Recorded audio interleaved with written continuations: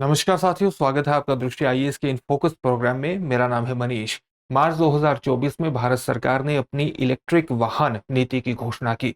इस घोषणा के बाद लगातार ये कयास लगाए जाते रहे कि एलन मस्क, जो दुनिया की सबसे बड़ी इलेक्ट्रिक वाहन निर्माता कंपनी टेस्ला के प्रमुख हैं, भारत आने वाले हैं। लेकिन पिछले सप्ताह उनकी यात्रा को स्थगित कर दिया गया और एक सप्ताह के भीतर ही ये खबर आई कि वो चीन गए हैं, जहां पर उन्होंने इलेक्ट्रिक वाहन निर्माण में सबसे प्रमुख भूमिका निभाने वाली बैटरी के विनिर्माण कंपनी के प्रमुख से मुलाकात की है। चीन किस प्रकार से इलेक्ट्रिक वाहन निर्माण में एक प्रमुख शक्ति बना हुआ है, भारत में किस तरह की आपूर्ति श्रृंखला से संबंधित समस्याएं हैं और क्या भारत के सामने इलेक्ट्रिक वाहन निर्माण के अंतर्गत किसी प्रकार के अवसर खड़े होते हैं जिससे वो इसकी मैन्युफैक्चरिंग में एक प्रमुख शक्ति बन सकता है। आज इन सभी पक्षों पर इन फोकस में चर्चा करने का प्रयास करेंगे।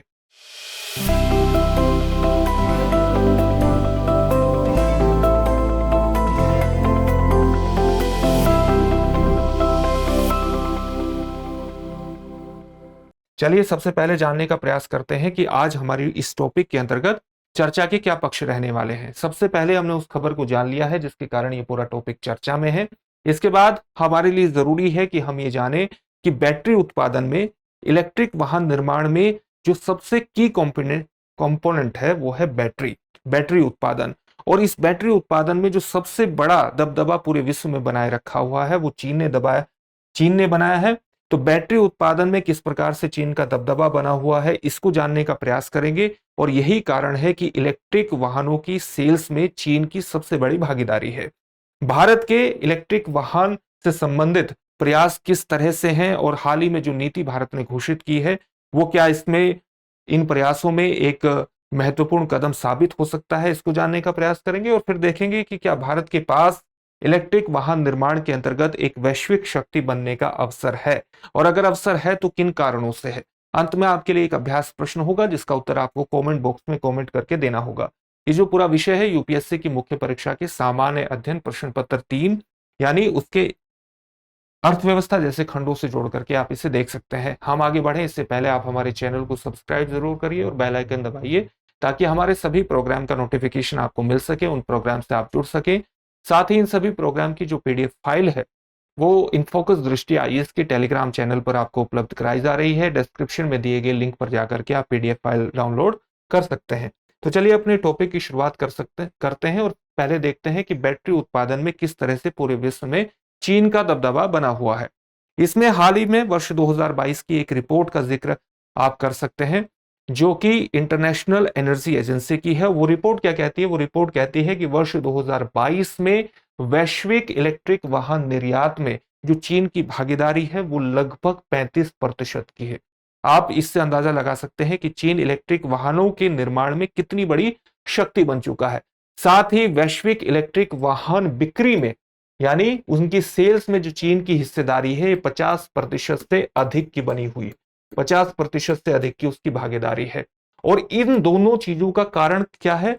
इनका कारण यह है कि इलेक्ट्रिक वाहनों के निर्माण का जो सबसे प्रमुख कंपोनेंट है जिसको हम बैटरी कहते हैं, तो इस बैटरी के उत्पादन में जो चीन का प्रभुत्व पूरे विश्व में बना हुआ है और यही कारण है कि ये इलेक्ट्रिक वाहन निर्माण में इतनी बड़ी भूमिका रखता है। चीन की एक बैटरी निर्माता कंपनी है जिसका नाम है कॉन्टेम्पररी एम्पेरेक्स टेक्नोलॉजी कंपनी लिमिटेड। उसके जो प्रमुख हैं रॉबिन जेंग, उससे उनके साथ टेस्ला के प्रमुख ने अपनी चीन यात्रा के दौरान मुलाकात की है। और ये जो CATL है इसकी वैश्विक बैटरी उत्पादन में जो हिस्सेदारी है ये 2/3 के बराबर है।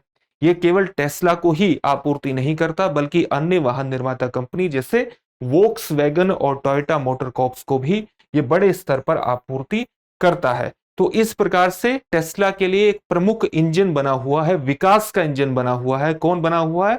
चीन एक प्रमुख इंजन बना हुआ है। साथ ही इलेक्ट्रिक वाहन उत्पादन में चीन ने, आप जानते होंगे, अमेरिका को भी पछाड़ा है और यूरोप को भी पछाड़ा है। 2018 में चीन ने एक नीतिगत कदम उठाया था और उसने कहा था कि कोई भी कंपनी अपनी 100% सब्सिडियरी कंपनी के माध्यम से उसके यहां एक प्लांट का निर्माण कर सकती है, एक प्लांट लगा सकती है। इस तरह अगर वो कोई भी मैन्युफैक्चरिंग यूनिट स्थापित करना चाहती है, किसी भी चीज का मैन्युफैक्चर विनिर्माण करना चाहती है। और इसी को ध्यान में रखते हुए इसी नीति के माध्यम से वर्ष 2018 में ही टेस्ला ने शंघाई में सबसे बड़ी विनिर्माण इकाई खोली और इस प्लांट में प्रतिवर्ष टेस्ला के कई मॉडल होते हैं। जैसे टेस्ला का एक मॉडल है मॉडल एस, एक मॉडल है मॉडल 3, एक मॉडल एक्स, मॉडल वाई।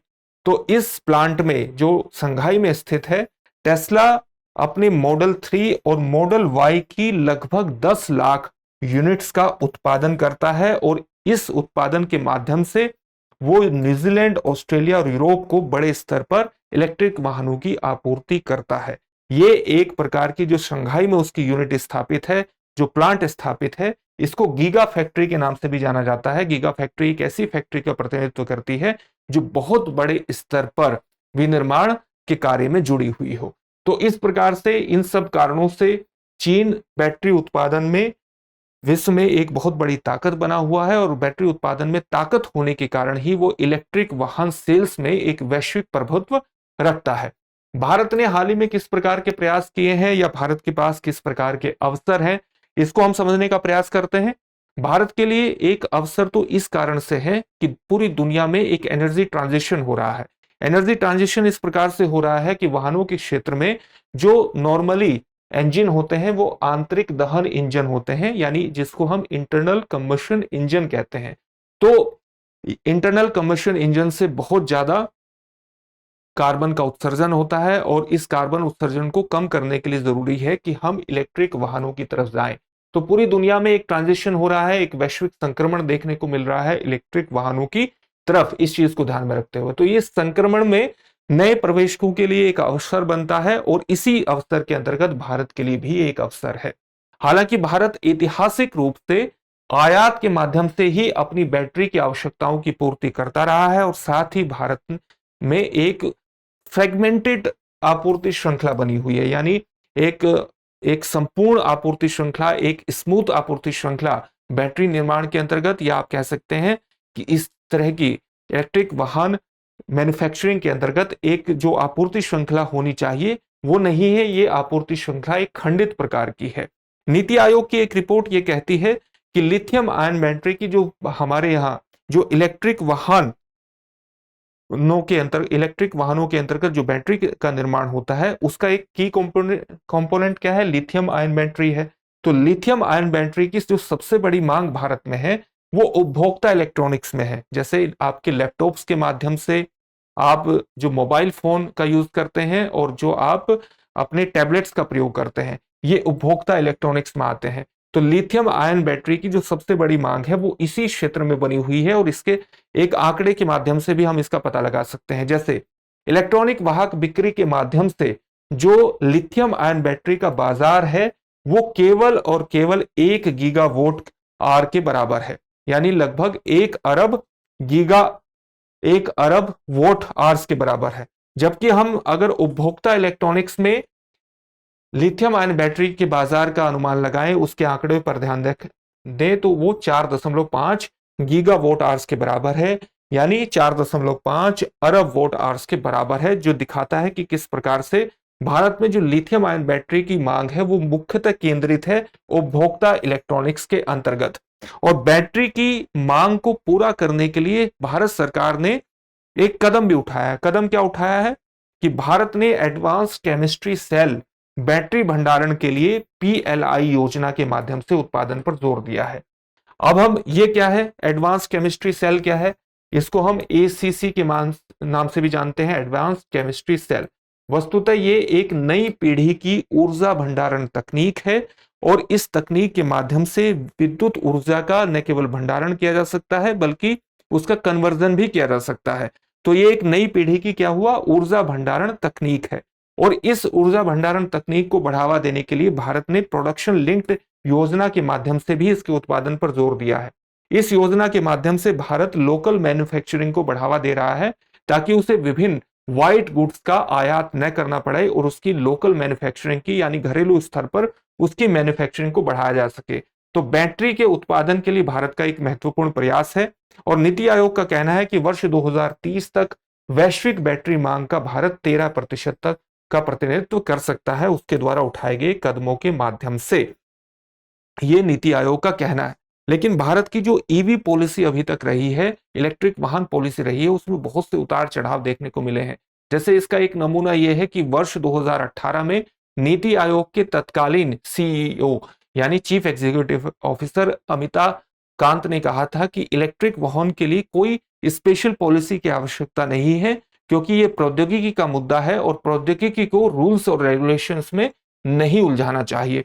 उसके बाद वर्ष 2018-19 में केंद्र सरकार ने एक महत्वपूर्ण कदम उठाया, जिसके माध्यम से उसने मोटर वाहनों, मोटर कारों और मोटरसाइकिल के सीकेडी आयात पर सीमा शुल्क को 10% से बढ़ाकर 15% कर दिया। सीकेडी आयात क्या होता है? इसका सीकेडी का मतलब है completely knocked down. Completely knocked down का मतलब क्या होता है? कंप्लीटली नॉक्ड डाउन ऐसे उत्पादों का प्रतिनिधित्व करता है, ऐसे उत्पादों का प्रतिनिधित्व करता है जिनका पार्ट्स के रूप में, भागों के रूप में, पार्ट्स के रूप में जिनकी सेल होती है या जिनका परिवहन होता है दूसरे स्थानों पर, और किसी अन्य स्थानों पर जब इन्हें पार्ट्स के रूप में ले जाया जाता है तो वहां इनको असेंबल किया जाता है फाइनल प्रोडक्ट के रूप में यूज करने से पहले। तो इसका, इन उत्पादों का इलेक्ट्रिक वाहन इंडस्ट्री के अंतर्गत बहुत बड़े स्तर पर उत्पादन होता है और फिर इन सभी पार्ट्स को अलग स्थानों पर असेंबल करके एक फाइनल प्रोडक्ट तैयार होता है। तो इलेक्ट्रिक वाहन इंडस्ट्री में इन पार्ट्स को हम क्या कहते हैं? कंप्लीटली नॉक्ड डाउन के रूप में। तो इनके आयात पर सीमा शुल्क को जब भारत ने 10% से बढ़ाकर 15% किया, तो उस दौरान जो वैश्विक इलेक्ट्रिक वाहन निर्माता है वो भारत की इस पॉलिसी से नाराज हुए और इसने भी भारत में एक मैन्युफैक्चरिंग को डेवलप होने, इलेक्ट्रिक वाहन से संबंधित जो मैन्युफैक्चरिंग डेवलप होनी चाहिए थी उसको भी हतोत्साहित किया। हाल ही में मार्च 2024 में भारत ने अपनी नई इलेक्ट्रिक वाहन नीति की घोषणा की है और इसने निर्माताओं से कहा है कि अगर वो कम से कम हमारे यहाँ 4,150 करोड़ रुपए का निवेश करते हैं, निवेश करके यानी लगभग $500 मिलियन की निवेश करके एक मैन्युफैक्चरिंग यूनिट को स्थापित करते हैं, तो उनके द्वारा उत्पादित जो पूरी तरह से निर्मित कार हैं उन्हें उस पर शुल्क छूट दी जाएगी। तो इससे उम्मीद है कि भारत में मैन्युफैक्चरिंग यूनिट स्थापित हो और इसी से भारत उम्मीद कर रहा था कि टेस्ला भी अपनी यूनिट यहां पर स्थापित करेगा। लेकिन अभी आपको जैसे बताया गया कि इलेक्ट्रिक वाहन निर्माण में किस प्रकार से अपने बैटरी उत्पादन के कारण चीन की एक प्रभुत्व की स्थिति बनी हुई है और टेस्ला के लिए भी वो चीन एक विकास इंजन बना हुआ है और इसीलिए एलन मस्क की जो यात्रा है वो भारत में ना होकर के चीन में हुई है। लेकिन फिर भी भारत के लिए कुछ अवसर बचे हुए हैं। वे अवसर क्यों बचे हुए हैं?